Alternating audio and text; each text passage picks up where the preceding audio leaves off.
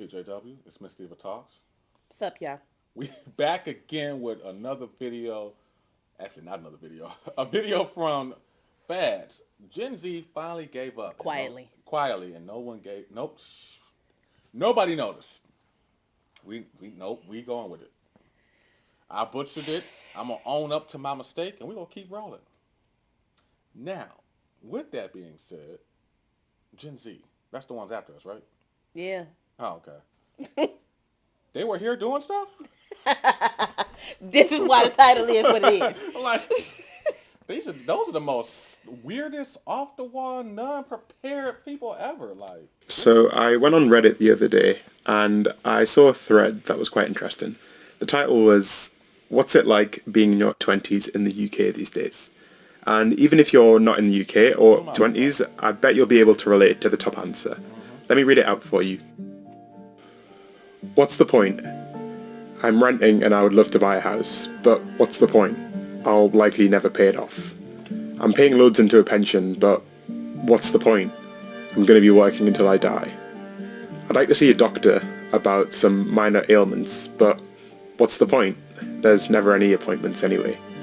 If you couldn't tell, this is going to be a video that is brimming I'm gonna be honest. I'm a millennial and I feel that way about everything. So yeah. with optimism. But I think there's an important message to be made here.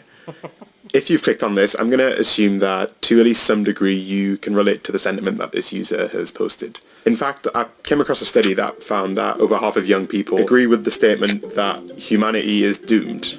And if I wanted to convince you otherwise, I could tell you that child mortality has dropped by half in the last 20 years, or any other bunch of random stats, but I don't think they actually convey anything helpful for most of us. I want you to stick with me for the next few minutes because I think we can actually go in a more useful direction. And on the off chance that the random Reddit user FroyoFlashy6048 is watching this one's for you, bro.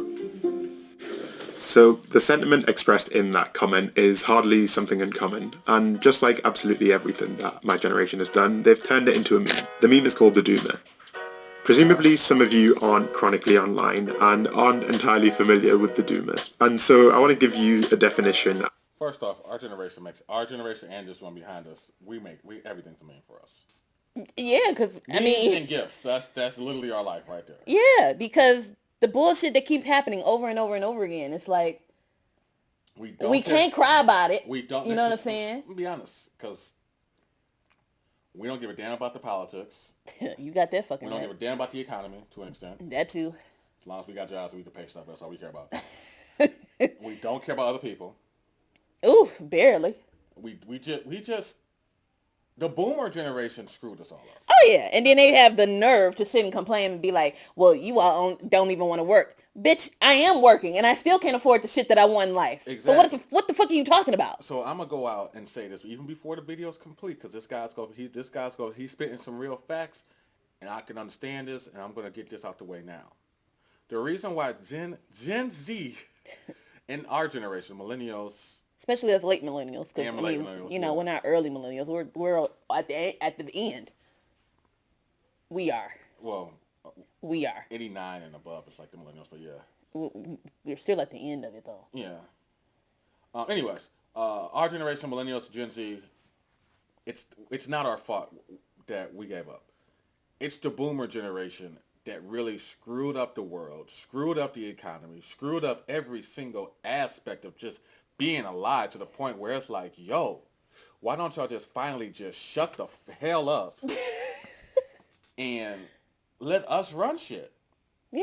Because just like a lot of these companies trying to do stuff, yo, a lot of these companies got people who are old, who was born in, who are just need to be tired. They just keep running things completely into the ground, making it harder, micromanaging, trying to control every single aspect, making life horrible, raising rates on every single thing, where it's just damn near impossible to just do shit to where the point you just want to say, hey, you know what? I'm better off just not fucking being here. That part, but that also speaks to our government as well, because a lot of them old motherfuckers are still there. And then you want to sit there and try, instead of saying, hey, you know what? Let's do progress. Let's get rid of student loan debt. That's going to help this generation be better than we were. Let's get rid of this. What you do, you have those boomers And those the boomers before the boomers, what's those? The silent, ancient, old generation that should have been hashtagged already, but there's still some reason here. Like, damn, we can't get canceled. And it's like, yo, no, because I understand this. This triggers me. So, thank you, Train. So it's like a little bit late on the century, but it's like I get it, and it's frustrating. It's just frustrating because we want to sit here and try to survive, try to get the dream. He's UK, but I'm pretty sure the UK Oh, dream... it's just as bad over here as it is over I'm here. assuming the UK dream and the American dream is pretty much the same thing. You want to be an adult. You want to sustain yourself. You want to have a house. You want to live comfortably without struggling. You just can't because the powers that be keep their foots on our necks to the point where what's the point anymore? That part. Very well said. I feel better now. Took my role in this video, okay? Huh. You feel good? You feel better? I had to get that out. Okay. Please don't cancel us. As described by one of my favourite channels on YouTube, Pursuit of Wonder. The doomer is an individual who's in their early 20s. He or she is someone who feels a sense of aimlessness or loneliness, and is consequently stricken with a deep despair for life. For the doomer, life is meaningless, and the world is inevitably doomed by humanity's ignorance, greed, and futility. As a result, the doomer sees little to no reason in engaging in traditional pursuit, and retreats from society into apathetic isolation. Now, if this description is at all relatable to you, as it was for me, then I want you to stick with me for the next few minutes, because understanding a little bit about why this phenomenon is so prevalent nowadays might give you a few tools in your arsenal to help you deal with these feelings. We interrupt our program to bring you this important message. So, brief aside, there are a lot of people in the world right now who are materially affected by quite tragic circumstances. And I'm not aiming to invalidate anyone who does feel that way. What I want to focus on is instead a sense of disillusionment, a feeling of disconnection from the social environment that a lot of people feel right now. And I'd like you to keep that in mind when watching the rest of this. Okay, thanks. So, if I asked you, why has a generation in the face of these gigantic issues chosen to give up en masse? You might give a few different answers. Some of you might say something like this. Well, people these days just don't want to work for what they want. This generation has just decided to choose the easy way out instead of facing the struggles head on. To which I would say, well, why do we assume that giving up is the easy option? Let's try listening, and maybe we might reach a different conclusion entirely. I find it very difficult to say that doomerism is an easy way out, when it's not really a way out of anything. It doesn't relieve any particular individual of the stress and the trauma of human behaviour at large, and I don't think it necessarily frees you from anything. This angle, I feel, is most often brought forward by people from a different generation, who fundamentally had a different contract between them and society at large. People who lived a large part of their young adulthood through a time of optimism, a time where it seemed like hard work would actually genuinely be rewarded. What I think we see when we look at doomers is a group of people who feel one of two ways: misled or powerless. It's a group of people that is bombarded with messaging that tells them that their efforts are futile. They feel like the contract between society and them has been broken irreversibly, and thus there's nothing we can do but resign ourselves. And so I don't think it's fair to characterize doomerism as a choice necessarily, as a conscious decision to give up and choose ease of life, because it's not any easier than any other mode of life. Rather, it's a mindset that one develops after losing the so-called naive optimism you might have as a younger person. And some of you might agree with that. Some might even take the idea further and say something like this. Okay, so I get what you're saying. It sounds to me like doomerism and apathy are almost like a rational response. Why would anyone bother caring when facing these issues such as climate change and retirement? It seems to me like the sensible, rational thing to do is to give up, right? And at one point in my life, I would have agreed with this. But lucky for me, you're allowed to change your mind. I would even encourage it. See, I believe that most people in my age group are genuinely passionate about certain things. We do face this issue, however, that we are constantly told that our efforts are futile. And in such an environment, the overwhelmingly sensible thing to do seems to be not bother. But I don't necessarily think that that's an inherently rational way to respond. In fact, when it comes to human behaviour, rationality is the exception rather than the rule. And I think keeping that in mind is really important when it comes to challenging thought patterns that can be unhelpful to you.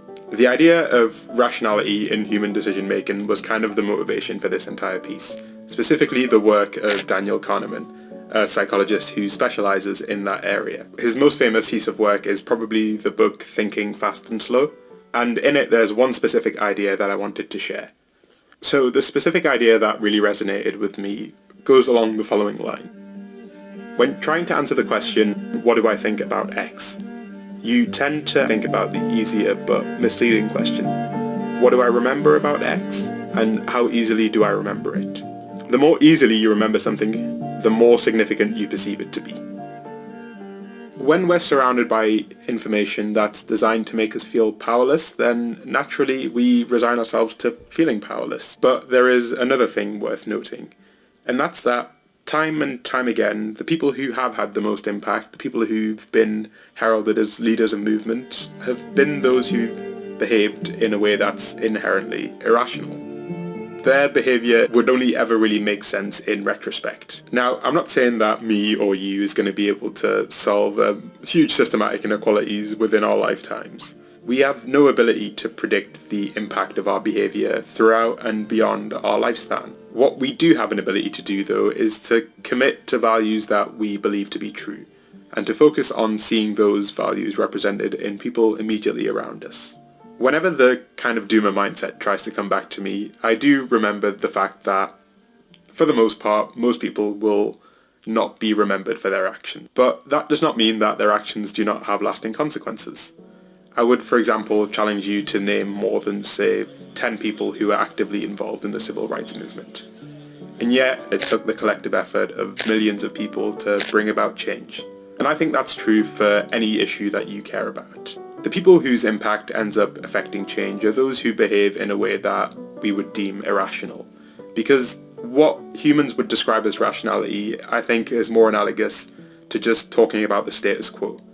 We believe that whatever exists makes sense. I, for a long time, was a doomer, but I do think that things are starting to change.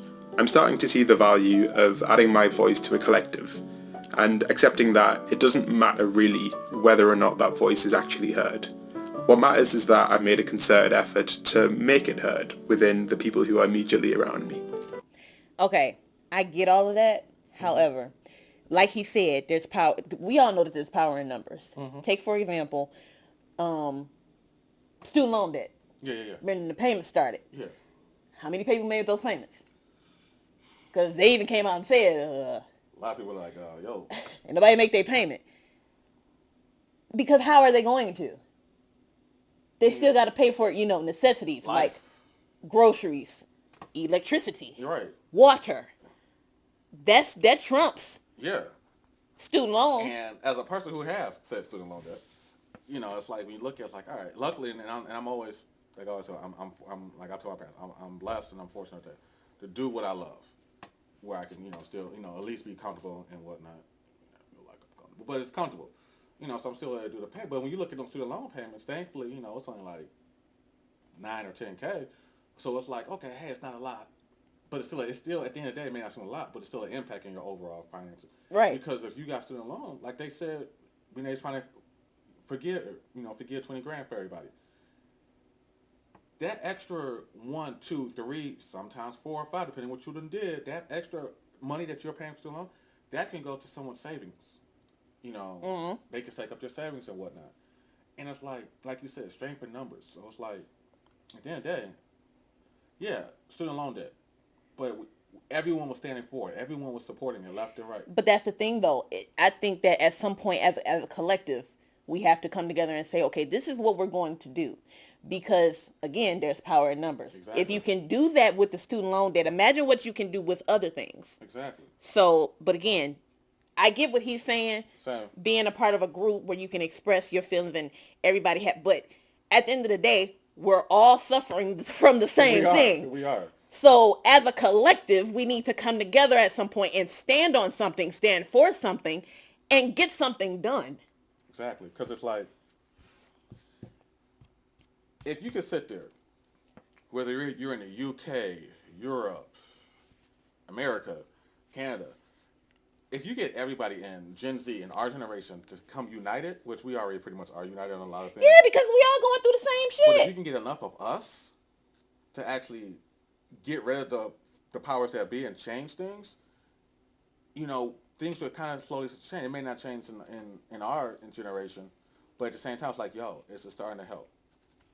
Because it's, like I tell anybody, it's stressful as hell it's stressful as hell, trying to get your own crib, trying to get your own apartment or whatever, with the cost of rent and that rent, mortgages, taxes, groceries, and everything going up. And at the end of the day, it's a struggle. So yeah, like the whole term what was the whole term year before last or last year? Quiet quitting.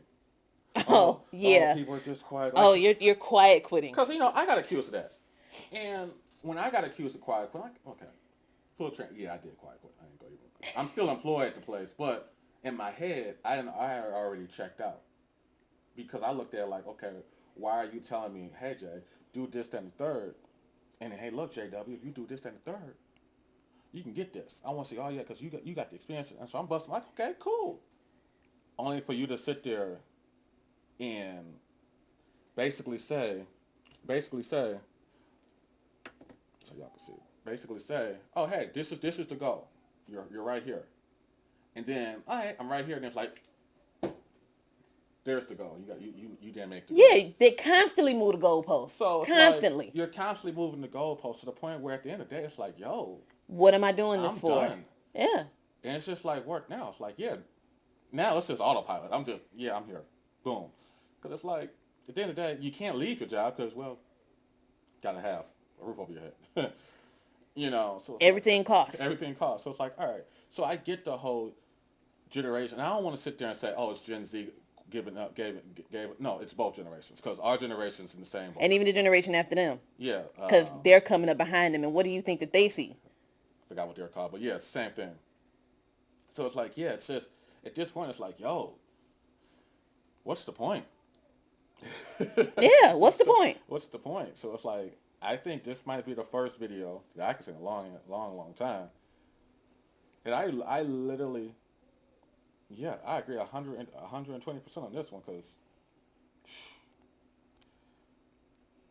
my outlook on things, usually, I'm the overly positive. I'm like, yes, but now it's just like, we got crappy options for the state, us in the States. It's crappy options when it comes to the election coming up next year. You get one that's trying to do it, but his hands are tied, and then you got the other one. Yeah, We screwed. we're screwed on both hands. Yeah. And that's not always, and that's why I know sometimes you may drag me on it, but it's like I always say, it takes all of us in our generation and the newer generation coming up to get in the power, to get in these places, to start pushing forward to change. Because once we get in these places, we can start pushing forward to change. That's true. But And the more we get out and start actually contributing to change, we can slowly turn the tide. but at the same time, we still have to get those boomers out. Oh yeah, hands down. They gotta go. Definitely They gotta go. Definitely gotta go. They have to go. I'm One tired. way or another. Voluntarily or involuntarily. They got to go. Yeah. They gotta go. And I can honestly say, like, for me being from a business side, I hate seeing, the thing I hate the most when I'm on Reddit and whatnot, I see people complaining whether it's about, for example, T-Mobile, Comcast, or just life in general. I'm tired of seeing, even on Facebook, I'm tired of people saying, oh, well, why is it like this? Oh, it shouldn't. I'm tired of seeing people complain about change. It's like, yo, change is good. Not always. Yeah, not always. But as far as the business side of things, from a business standpoint, it's like, okay, you're mad at companies. For example, working from home. How the boomers was like, oh, why do you want to work from home? You have to be like, we don't have to be in the office. Main reason why I don't want to be in the office with you guys is because you guys talk too damn much. About absolutely nothing. Exactly. I don't give a damn about your family. I don't give a damn about what your kid did over the weekend. I don't care what you did over the weekend. I don't care about your pets. I don't care about your pets. I don't care about your vacations. I don't care about... Now, if you're talking about sports, okay, I will kind of engage. To an extent. But at the same time, it's like, I don't care. Even, it's like, I'm forced to work from home. So, even our work chat at work, I don't be in because it's like, yo, shut the hell up. I don't care about what you're doing. I'm here for the money. Yeah, I'm here to work. We not friends. We are co-workers. I don't care what you got going on. I don't care. I'm here to do my job and I'm gone. I don't want to do no team hangouts. I don't want to bond with you. I don't want to bake bread with you. For what? I don't want to have pointless conversations because what is it doing? Nothing. You're delaying me from doing my job. Exactly. You're slowing my job down. So it's like we have boomers who... That's why boomers like people being off so they have someone to talk to. Because boomers feel the need to have to talk to somebody to feel, oh, hey, how's it going? Oh, hey, how's your day? Oh, why? It's cool. You can talk to me when we're at the little water, getting water at the break room. Hey, how's it going? Keep pushing. That's why I never went to get water. That's why I was sat in my car. Yeah, me too. I sit in my car. I sat in my car. Hell, half the time I got in my car, I drove off just to drive around the block and whatnot and just sit in the parking lot across from the job to eat. Mm-hmm. So... Because I just don't want to be bothered. I don't want to be bothered. And two, looking at it, it's so much stuff I know we're going on and on, but it's like, it's so much stuff. This is a really good video. But it's like so much stuff where you get burnt out just hearing seeing the same sad things. That's why a lot of times I stay off the socials for the most part. I spend most of my time on Reddit now because everything now to me doesn't bring value. Like, I'm tired of seeing the negative stories about things happening in the news. I'm tired of seeing, the pointless shit, to be honest with you. I don't watch the news. So even like on the socials, I'm tired of the stupid stuff. I'm just tired. So it's like, who can, I simply just don't care anymore. It's just, you could tell me literally that, you could literally sit there and tell me that some country overseas just exploded, a bomb got dropped on them, and it exploded. I'm just gonna be like, all right, like, that sucks, but... There was just a school shooting. We had our first school shooting. Oh, damn. Of the year. Oh, yeah. Nobody batted a fucking eye. I saw the alert or whatever, but I was ordering food. Nobody so batted like, a fucking right. eye. Nobody batted an eye. Prime example. Like, I even had said it at work. Again, no reaction. Because it's just like, I don't want to say that... Okay, we are. We are we're drained. desensitized to everything, and we're drained. And it's hard to have the will to care when, okay, well... The only time not to sound like an asshole, because I've been doing so good on this video, the only time I feel like the school shooting that kind of made my eyes watery and misty like, was the one that happened here. Oxford. Yeah. And the reason why is because that's actually my backyard. So that's all of our backyard. Yeah, so that's what made me be like, oh shit. But and I was watching the coverage nonstop, because to me it's in my backyard. This not really affects me, but it affects me in a way because it's in my backyard. So but think about what you just said. Is that what it takes for people to actually care? Because the one that just happened in Iowa. I mean, it's far away, but it's not far away. I was about to sit there and say where the hell is Iowa. I know where Iowa is. Potato country. Because, I mean... I don't want to say... We remember Columbine. Yep. We remember Sandy Hook. Yep. That's the one that was in the Connecticut, I think, right? Little kids, elementary school. Little kids. They tore it down, rebuilt. Yeah. Remember that one? That's two. But there's just so many. I can remember off the top of my head. Columbine, Sandy Hook, the one in Texas. Yeah, Parkland? Texas. Yeah. That one. The one here, obviously. Here, yeah. There's been a lot. Those are the four that I know offhand. And then when you factor in with that, plus the pandemic, everybody basically, I'm gonna call it like I saw it. Everybody lost their jobs. You got that. You got the whole George Floyd situation that happened during that time. Then you also factor in the other shootings during that time: the grocery store, the nightclub. Oh wow! Yeah, I forgot all about those. Then you had the that wacko years back who shot the theater. Yeah. When you factor all of that in, it comes to the point where you're just like, You desensitized to you're it. desensitized. And I can even break it down to like when 2020 happened, the pandemic. That was the breaking point. Because and I say the breaking point not only for us being, black African Americans, but also for the world, because you had every single body for once not working, stuck at home, fed up with the whole complete system. And then when that George Floyd situation happened, you saw how powerful we all can be when we are, because there was protests from here, hell, Saudi Arabia, Iraq. So it's like, damn, y'all countries don't allow y'all to be out here, but y'all out here. So it's like you see that, and it's like, damn. So we all can be powerful like that. You can change it, but we all got to stay united, because we know after a while, we just start, going back to our old ways. Just like when the criminal, the orange man, was running, lost the election to Grandpa. And Yeah, the anniversary, and today. it's today. Yeah. Yeah. So The just in case y'all are watching this, because we do drop our videos On Monday. slowly. Yeah. We're recording this today, Saturday, January 6th. Yeah. So yeah. So when he lost, I didn't even know about it, but when he did his, and you can see that same emotion, how we think, and this is going off on this one, off topic, on slightly off, but we can see how big and bad do we think we are. And then we saw what happened. The world saw what happened here.